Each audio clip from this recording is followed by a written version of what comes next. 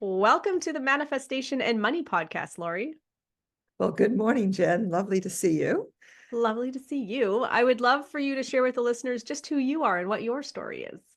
Absolutely. So I'm Lauri Kibby, currently managing director of Selene Brighthouse, which is a $10 million fund really committed to providing an avenue for women to invest in alternative assets. Specifically, our fund is about strip centers. And concurrent with that, we also run Empower Hours, which about educating women about real estate so that they really understand the asset class, the different components of those asset classes within real estate, and how to be a great LP or a limited partner in a fund. Something I think women are deprived of, the education. So we're trying to offer that and offer a vehicle for them to expand their portfolios. That's lovely. That's empowering. And looking over your bio here, your career spans multiple industries. You've got the real estate, you've got fashion, you've got biomed. So, what is the driving force behind your diverse career path? Well, many of those are done as an investor myself. I have an inquiring mind. What can I say? For me, creating businesses or helping businesses be created is an artistic endeavor, or my artistic endeavor. So, though I spent really most of my career in real estate, my working career in real estate, I would say that my other aspects of my career include participating in the creation of other businesses. I just find it fascinating. I like to learn about them. There are basic principles that apply across all of them, but it's a great exposure to different markets, different people, different creative thinking, different strategies. And I enjoy that. For me, it's fun. A lot of fun, actually. Yeah. A lot of heartache sometimes. You loved real estate, but how do you approach your overall wealth building? You're a female, you like empowering females, and what does that look like for you? Wow. That's a complicated question. Mhm. Part of the reason for being in multiple businesses is I understand the risk. If you're in, so I've always been an entrepreneur. So I've always owned my own companies. I've never worked for someone else. So that has an inherent risk of the ups and downs. There's not a paycheck every week potentially. So I have always been very cognizant of the fact that I need to look at my money in different tranches or different buckets. So there's what I live on, there's what I save to invest, and then how do I invest? So understanding how to diversify my portfolio so that I can weather through ups and downs. I have my standard portfolio, which is inclusive of stocks and bonds, and sits with Schwab. And now I have a wealth advisor because I don't have the time to actually manage it, though I did manage it myself for many years.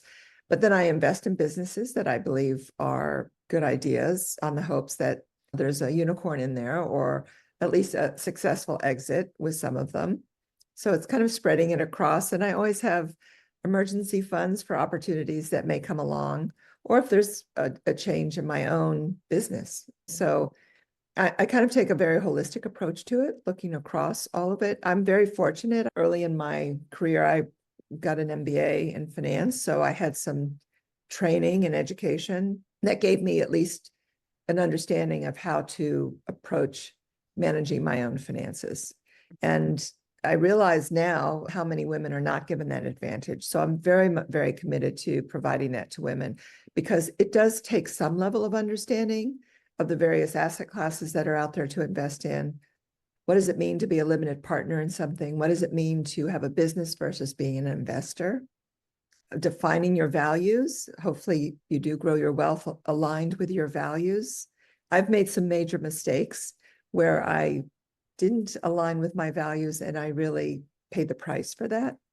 Can you share an example of just one of those situations for you? Sure. So several years ago, maybe 4, actually, I invested quite a bit of money, also brought my daughter in, and it was 7 figures. It was a large investment.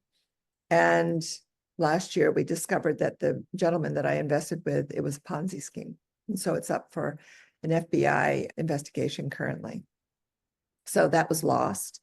And really, I dissected that. I had to sit back. Once I got over the shame of it and realized there was nothing to be ashamed about. It happens all the time. That's one thing I've discovered. It goes on all the time, financial scams. That I really broke my own rules When I met the person, his values about his family and how he talked about his family didn't align with mine. Should have been number one indicator, but his returns, which were so great that even though down deep I knew they were unrealistic, my greed took over, if you might say, or FOMO possibly. And then I didn't really do a lot of investigation because friends were invested in it as well. So I broke all my rules of investing. And then, like I said at the beginning, sometimes you manifest the wrong things. Yeah.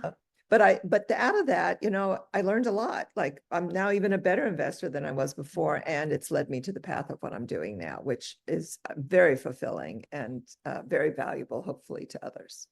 Yeah, thank you for sharing that. Like you said, you've worked through the shame part because a lot of people, when we do make an investment mistake like that, we want to duck and hide, right? Because there is shame around it, but to own it and to learn the lesson from it and to be able to move forward, that to me sounds really empowering the way that it has played out for you. Well, you know what I've discovered? I share it openly because I have discovered that it's very inspiring. Many of the women that I speak to have had a similar, possibly not as big, but the size doesn't matter. It's the impact that it has to your own particular portfolio or life. Yep. So whether the dollar number is big or small, it doesn't mean the impact is as big or as small. It's big no matter what. And it really is freeing to be able to say, no, I made this mistake and I've used it now to move forward in a meaningful way. And it's really unfortunate that we feel that we are going to be judged for being less than or not good at it, when in fact that's not it at all. Sometimes it's unfortunate things happen. Sometimes people are really great salespeople and we don't do our due diligence or we don't think it through, or sometimes we do and it's still, investing is risky. So you have to assess your risk. You have to assess that risk compared to what you want to invest. You want to spread that risk for yourself. And sometimes there's just bad investments. This one, I probably could have done a better job in my due diligence and I probably wouldn't have lost it. All I can do is rebuild that and move forward. So Definitely. And you being in the space you are trying to empower women in this financial space, what are some of the biggest financial challenges you think women face today? really trusting themselves that they are able to take on that responsibility. I talk to a lot of women. Many women say, I'm sorry, I need to speak with my husband, which is not a big issue, but they abdicate's probably a little bit of a strong word, but they don't feel they have the confidence to do it on their own, even though it is their money and even though they earned it. I think that's one of the challenges. I think they do want to take control and they just don't feel they have the information or the education. So I think that's an important piece of it. And I also think that women now more and more need to think about their legacies in a more meaningful way. There's a big wealth transfer about to happen. I think $30+ trillion is about to transfer to women over the next, I think, 7 to 8 years. Largest wealth transfer in the history of our country. They'll control, I think I read in a McKinsey report recently, something like 50+% of the wealth in this country through the jobs that they have and the money that they control.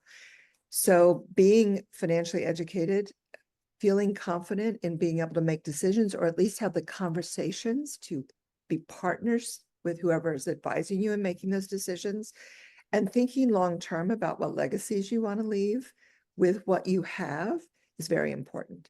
I also think separating what's an investor from a job. So a lot of women that I speak to are doing fix and flips. It's really a job. Right. It looks like investing. It's really a job because you're working in it. Investing, you want your money to work for you. So being able to make those distinctions as to what you want out of your life with your money, I think is important too. And learning those distinctions, obviously. Yeah. So let's go down the real estate rabbit hole for a bit because I love it. And yes, there was a period of time where my hubby and I, we were doing everything, holding our full-time jobs way back at the beginning and doing the renovations way into the night, right? And then getting up and going to work in the morning. So yes, it was a second job for us. And then slowly it evolved. So what do you think for women are some really good investment real estate strategies that, and like this can just be your own personal opinion here. I'd love to hear it. If you want to be in real estate and you don't want it to be a signature for you. So some women say, well, I love the creative aspect of fixing and flipping. So that's okay. There's nothing wrong with that. That is a way to be in real estate, but to recognize that it's not really being in real estate, it's being in a job. And the job happens to be fixing and flipping real estate. If you want to be in real estate as an investment, as part of an overall portfolio strategy, and I'm not an investment advisor, so this is not advice, it's just, then I think that there are avenues where you can invest where somebody else is making the investment decisions, managing the properties and those kinds of things. And those are funds, obviously, that are available. And then, of course, through your investment advisor, there are REITs where you can buy shares in them. That's another way to be in real estate. So there are different avenues for being there. Real estate funds, there's REITs. And then, of course, you can also own your own portfolio and work in that if you want. And I suppose you could, if you get large enough, have a portfolio that somebody else manages, but you're still managing that portfolio through someone else. And there's a fuzzy line maybe there because your money is working for you if you have enough. I mean, if you own 50 homes, that's a real estate portfolio. You may still be working in it, but there's maybe some overlap there. But it takes a lot to get 50 homes in a portfolio. Oh my gosh. And especially in the market now. Even those, I mean, if you've some of the larger firms like Blackstone, they buy these big portfolios where somebody's amassed a portfolio of like several hundred homes, and then they actually buy them and run them as a fund. Oh, wow. Which is interesting. Yeah. And I know that what we do at Selene Brighthouse is we consolidate strip centers because we think that's a really good asset class. It has a lot of opportunity right now and our thought is that ultimately gets moved to a fund, just like housing, just like self-storage. There's these cycles in real estate. So if you want to be in real estate, I think first understanding the different asset classes within real estate is important, and then how they operate and what the cycles are. Definitely. Let's go into the asset class that you're currently looking at. So strip centers. So those are like storefronts that are all connected together with the doors out the front. Yes. So they're called strip centers because they're usually done in a strip. Okay. Usually multiple tenants. It could be 10, 11, 12 or so smaller spaces. They're generally community serving, and they're pretty internet safe in as much as that there are businesses that generally you cannot buy online. So it's a karate store for your kids. It's your nail salon, your hair salon, your dry cleaners, those kinds of things. And right now they're just priced really well because of the interest situation and the previous inflation and a variety of other things that have driven down the sales price of these. Our whole fund is the value add. We look for centers that we can add some value. They're generally triple net leases, so they're a very moderately risked portfolio of asset. And our whole goal is to consolidate them, as I said, and exit to a larger fund where we can produce what we consider outsized returns for that class. And many of them are currently owned by families. Often they're being inherited. The children don't want to keep them. And our focus is in markets that we know. So Dallas, I have partners, so Dallas, Metroplex, and Southern California, which is where I'm located. Neat. That's kind of fun. I haven't chatted with somebody before that has that specific investment model, let alone the strategy that you're buying them with the exit strategy of bundling them together, which I think is neat because I hear about real estate getting bought up by bigger corporations now, even like single family homes and stuff and apartment buildings and stuff are getting bought up and then put into the REITs or whatever. And it's just fascinating. I know the power of real estate and how much it has created a safe, secure net worth for my family, and that the big guys are able to step in and buying up the individual houses. But now it makes total sense. They're buying them up as a big package deal, right? So they have a massive amount and somebody's managing that. Right. They can't go out and buy a single family home, managing hundreds of millions, if not billions of dollars. So they need to buy portfolios that have much larger value for them. And so our thought is that consolidating these into a portfolio makes them a good purchase target potentially. When you put together a fund or you put together an investment, you want to look at what is your exit strategy. It may change. There may be another different opportunity, but for us in visualizing and putting this together, our exit strategy was is that to a larger bank. That's our thought, because it has become an asset class that people are paying attention to. If you really look around, strip centers are everywhere, and they hold all your needs. We use them a lot. They're like an under-recognized real estate. We know big malls.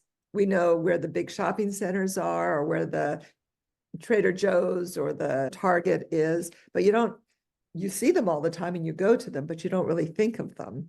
So we're focused there. Yeah, so true. What is one bold question that you think more women should be asking themselves about their financial future? I love the word bold. I think the biggest, boldest question is, what legacy am I leaving? I don't think we as women think about our legacies. We think about leaving our family in good condition, our children well taken care of, but we don't think about the legacies like in a big way. I don't think we need to make gigantic impacts in the world, but having a big legacy that makes an impact within our world, whatever that might be, is a really important question. Because I think if you work backward from what it is that you want to leave behind, you start making decisions possibly differently.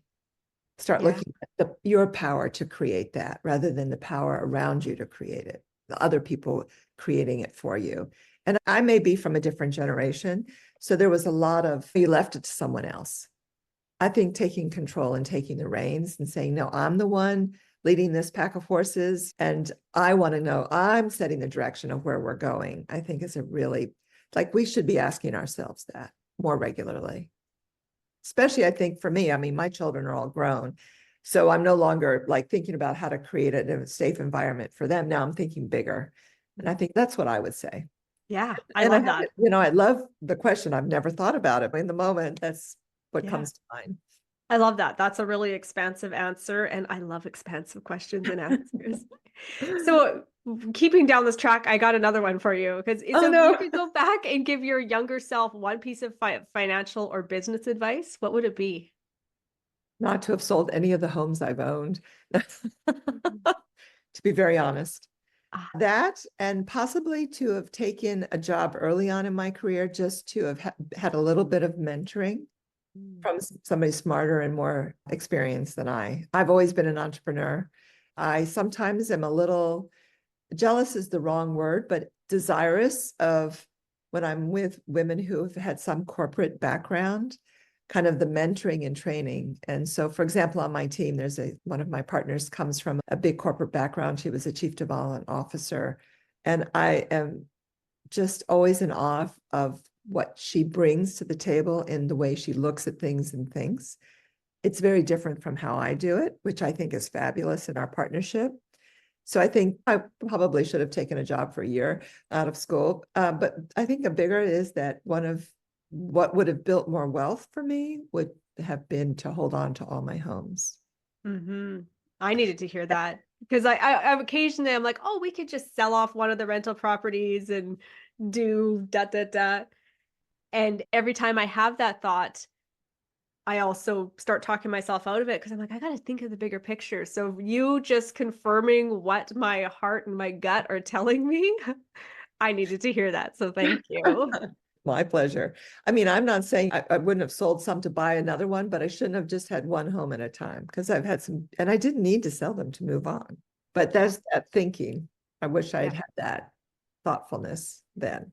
Yeah, well, that is valid, because I feel like there's such lessons in that, because you don't necessarily ever see the path moving forward. You can hold your goals and they're pulling you forward, but looking back, that's where I'm like, I feel like we have a clearer picture when we can look back on our journey and be like, that would have moved the needle that much faster if I would have done that, or in your case, not done that. So thank you for sharing that. Yeah, no, I think also on a personal level, I think trusting myself earlier would have I would have done things like what I'm doing now, possibly a little earlier in my career. You get where you get, and you have to trust your own path, that it gives you what you need to be where you are. Do you know what? The word trust, whether we're having a conversation about manifestation or we're having a conversation about money, the word trust keeps coming up over and over and over. So how do you think you can cultivate that trust within yourself at an earlier age. Because obviously you kind of are going through things and you're learning the lessons and you're building that trust. But how do you think we can facilitate that faster?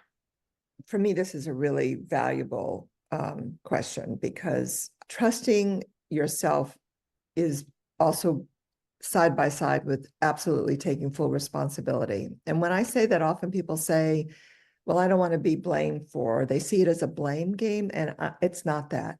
Being responsible says, I'm clear, I was here, this is what happened, I manifested that, and I did it for a reason. Maybe the reason was, for example, taking my own loss was to learn something, to be able to add to the wealth of knowledge that I have, to grow or to be bigger or to accomplish whatever it is I'm accomplishing.